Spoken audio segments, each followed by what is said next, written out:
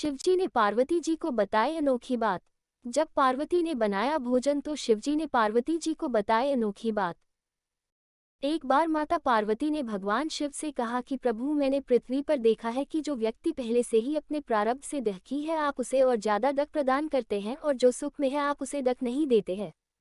भगवान ने इस बात को समझाने के लिए माता पार्वती को धरती पर चलने के लिए कहा और दोनों ने इंसानी रूप में पति पत्नी का रूप लिया और एक गांव के पास डेरा जमाया।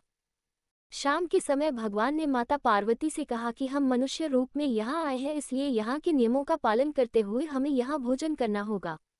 इसलिए मैं भोजन की सामग्री की व्यवस्था करता हूँ, तब तक तुम भोजन बनाने की व्यवस्था बनाओ। भगवान के जाते ही माता पार्वती रसोई में चूल्हे को बनाने के लिए बाहर से ईंटें लेने गईं और गांव में कुछ जर्जर हो चुके मकानों से ईंटें लाकर चूल्हा तैयार कर दिया।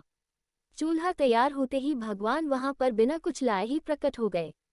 माता पार्वती ने उनसे कहा, आप तो कुछ लेकर नहीं आए, भोजन कैसे बनेगा? भगवान बोले, पार्वती अब तुम्हें इसकी जरूरत नहीं पड़ेगी। भगवान ने माता पार्वती से पूछा कि तुम चूल्हा बनाने के लिए इन ईंटों को कहाँ से लेकर आई? तो माता पार्वती ने कहा, प्रभु, इस गांव में बहुत से ऐसे घर भी हैं जिनका रख रखाव सही ढंग से नहीं हो रहा है। उनकी जर्जर हो चुकी दीवारों से मैं ईंटें निकाल कर ले आई। भगवान ने फिर कहा, जो घर पहले से खराब थे तुमने उन्हें और खराब कर दिया। तुम ईंटें उन सही घरों की दीवार से भी तो ला सकती थी। माता पार्वती बोली, प्रभु, उन घरों में रहने वाले लोगों ने उनका रख रखाव बहुत सही तरीके से किया है और वो घर सुंदर भी लग रहे हैं। ऐसे में उनकी सुंदरता को बिगाड़ना उचित नहीं होता। भगवान बोले, पार्वती, यही तुम्हारे द्वारा पूछे गए प्रश्न का उत्तर है। जिन लोगों ने अपने घर का रख रखाव अच्छी तरह से किया है, यानी सही कर्मों से अपने जीवन को सुंदर बना रखा है, उन लोगों को दुख कैसे हो सकता है?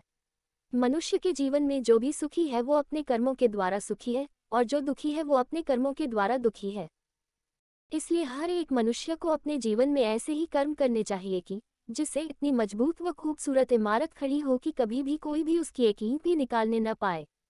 प्रिय बंधुओं व मित्रों, यह काम जरा भी मुश्किल नहीं है। केवल सकारात्मक सोच और निस्वार्थ भावना की आवश्यकता है। इसलिए जीवन में हमेशा सही रास्ते का ही चयन करें और उसी पर चलें।